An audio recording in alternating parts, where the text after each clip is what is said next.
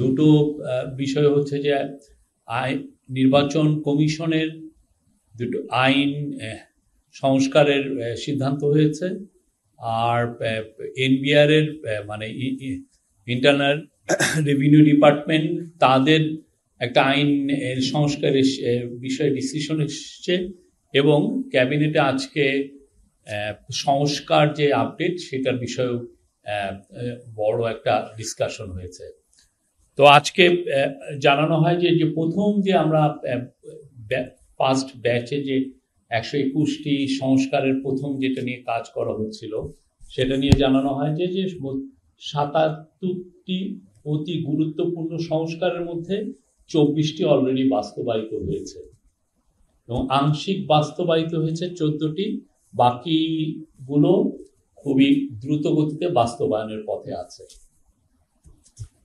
আর ক্যাবিনেটের আজকে জানানো হয়, চিফ অ্যাডভাইজার মহোদয় বলেছেন যে প্রত্যেকটা মিনিস্ট্রিকে আজকে ইনস্ট্রাকশন দিয়েছেন যে তারা মিনিস্ট্রিগুলো এই রিফর্ম কমিশনগুলোর বাদে তারা যখন স্বপ্রণোদিত হয়ে যে রিফর্মগুলো করেছেন সেটার একটা লিস্ট অতি সত্বর কম্পাইল করার জন্য।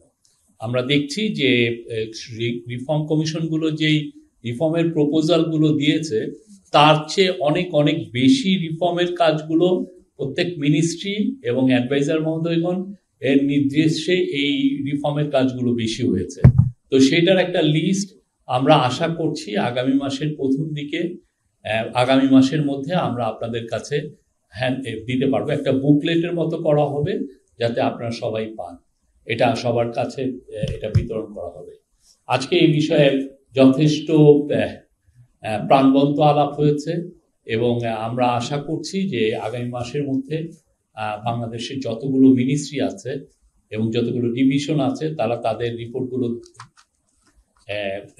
চিফ অ্যাডভাইজার অফিসে ক্যাবিনেট ডিভিশনে জানাবেন। ক্যাবিনেট ডিভিশন তারপরে মুভ দিবেন কত দ্রুত গতিতে এটার বুকলেট বা বুক পাবলিশ করা যায়, এবং সে অনুযায়ী আপনাদেরকে আমরা সাবমিট করব, আপনাদেরকে আমরা দিব। নির্বাচন কমিশনের দুইটা ল আজকে অ্যাপ্রুভ হয়েছে।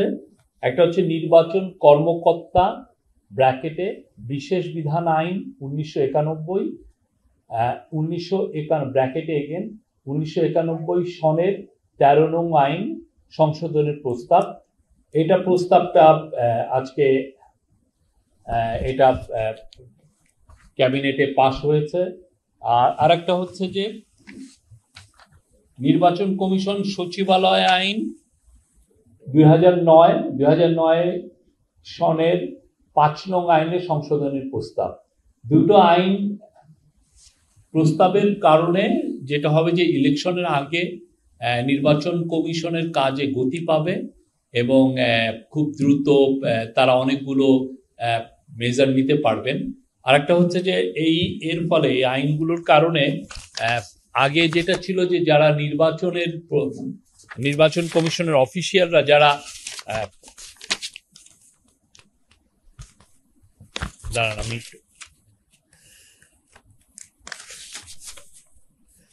নির্বাচন পরিচালনায় যারা অবহেলা করবেন তাদের জন্য অ্যাকাউন্টেবিলিটি ইনশিওর করা হয়েছে আইনগুলোর মাধ্যমে। আমি বলছি যে নির্বাচন কমিশন সচিবালয় 2009 আইনের সংশোধনের প্রস্তাব করা হয়েছে। সেই প্রস্তাবের আমি আপনাদেরকে বলছি।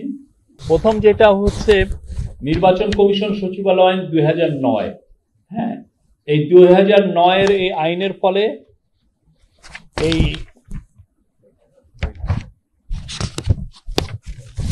আপনি বিদ্যমান আইনে যেটা আছে সেটার একটা চেঞ্জেস আমরা এটা আপনাদেরকে দিয়ে দিব, আপনারা এটা পাবেন। আমরা যেই চেঞ্জগুলো আসছে এটার পরে আপনারা এটা পাবেন। এটা বর্ণনার তেমন কিছু নেই। আপনারা দেখবেন যে বিদ্যমান আইনে আছে যে গণপ্রজাতন্ত্রী বাংলাদেশের সংবিধানের 118(4) অনুচ্ছেদ অনুযায়ী নির্বাচন কমিশন দায়িত্ব পালনের ক্ষেত্রে স্বাধীন ও স্বাধীনভাবে দায়িত্ব পালনের লক্ষ্যে উহার জন্য একটি স্বতন্ত্র সচিবালয় প্রতিষ্ঠা করিবার উদ্দেশ্যে প্রয়োজনীয় বিধান প্রণয়নকল্পে প্রণীত আইন।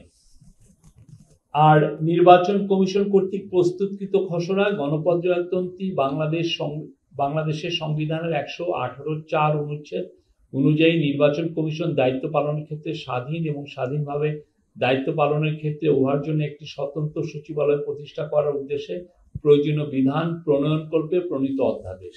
আর এইটার লেজিসলেটিভ এগুলো আমরা আপনাদেরকে দিব, আপনি না পড়লে এটা আপনি এইখান থেকে আমি বর্ণনা দিলে আমি মনে হয় না আপনারা এটার একটা আইডিয়াটা পাবেন। এটা আমি মূল যেটা উদ্দেশ্য সেটা হচ্ছে যে নির্বাচন কমিশনের কাজকে গতিশীল করা এবং একে আরো এম্পাওয়ার করা। আর একটা হচ্ছে যে আর একটা লয়ের উদ্দেশ্য হচ্ছে যে নির্বাচন কমিশনে যারা দায়িত্ব পালন করেন নির্বাচন কাজে তাদের কাজের অ্যাকাউন্টেবল করা এবং তাদের শাস্তির বিধান রাখা। আগে যেরকম শাস্তির ক্ষেত্রে অনেক পুরো বিষয়টা স্পষ্ট ছিল না, যেমন ধরেন বিবেচ্য খসড়া অনুযায়ী যেটা শাস্তির বিধানের, এটা হচ্ছে নির্বাচন কর্মকর্তা, এগেন আইনটা আবার বলছি, নির্বাচন কর্মকর্তা বিশেষ বিধান আইন 1991 সনের 13 নম্বর আইনের সংশোধনের প্রস্তাব যেটা আজকে পাশ হয়েছে, এইটা অনুযায়ী বিবেচ্য খসড়া অধ্যাদেশ দ্বারা নির্বাচন কর্মকর্তা বিশেষ বিধান আইন 191 বিদ্যমান 8টি ধারার মধ্যে নিম্ন বর্ণিত 3টি ধারা সংশোধনের প্রস্তাব করা হয়েছে, যথা ক সংজ্ঞা সংক্রান্ত ধারা 2 এর নির্বাচন কর্মকর্তা ও নির্বাচন নিয়োগকারী কর্তৃপক্ষের সংজ্ঞা প্রতিস্থাপনের প্রস্তাব করা হয়েছে। নির্বাচন কর্মকর্তার শৃঙ্খলামূলক শাস্তি সংক্রান্ত ধারা 5 এর উপধারা 1, 2, 3, 4 প্রতিস্থাপন এবং নতুন উপধারা 5, 6, 7 সংযোজনের প্রস্তাব করা হয়েছে এবং দ্বন্দ্ব সংক্রান্ত ধারা 6 প্রতিস্থাপনের প্রস্তাব করা হয়েছে। আর এনবিআর এর যে লয়ে যেটা চেঞ্জ এসছে সেটা হচ্ছে যে এনবিআর এর কিছু আইনের অর্থ সংক্রান্ত কিছু আইনের অ্যামেন্ডমেন্ট হয়েছে। এটা ভ্যাট সংক্রান্ত এবং ইনকাম ট্যাক্স সংক্রান্ত। একটা হচ্ছে যে ট্রেজারি বন্ডের ট্যাক্স বাড়ানো হয়েছে ইন্ডিভিজুয়ালদের জন্য না, যারা ইনস্টিটিউশনাল যারা ট্রেজারি বন্ডে ট্রেড করেন তাদের জন্য। সেটা হচ্ছে 10% ছিল, সেটা মূল্য সংযোজন কর সম্পূরক আইন 2012 এই যে লগুলো আজকে অ্যাপ্রুভ হলো সেটা হলো অর্থ সংক্রান্ত কতিপয় আইন ব্র্যাকেটে দ্বিতীয় সংশোধন অধ্যাদেশ 2025 খসড়া নীতিগত ও চূড়ান্ত অনুমোদন হয়েছে।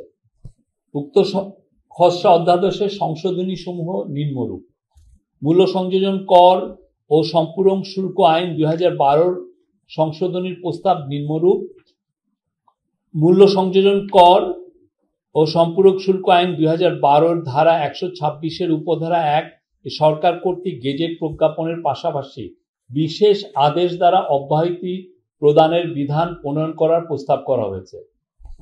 কিছু কিছু ক্ষেত্রে দেখা যায় যে ভ্যাটের ক্ষেত্রে আগে মানে এনবিআর সে ভ্যাট প্রত্যাহার করতে পারে বা অব্যাহতি দিতে পারে, সেটা যাতে করতে পারে সেটার একটা বিধান প্রণয়ন করার প্রস্তাব করা হয়েছে।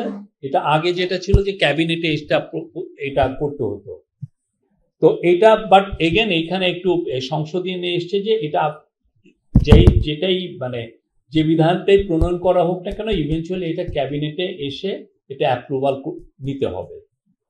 আর আয়কর আইন 2023 কতিপয় উল্লেখযোগ্য সংশোধনীর প্রস্তাব নিম্নরূপ: ক সরকারি সিকিউরিটিজ অথবা সরকার বা Bangladesh securities and exchange commission কর্তৃক অনুমোদিত সিকিউরিটিজ ডিসকাউন্ট সুদ বা মুনাফার বিপরীতে কোম্পানি ব্যতীত অন্যান্য করদাতার ক্ষেত্রে উৎস কর সংগ্রহের হার 10% অপরিবর্তিত রেখে কোম্পানি করদাতার ক্ষেত্রে উৎস কর সংগ্রহের হার 15% উন্নীত করা।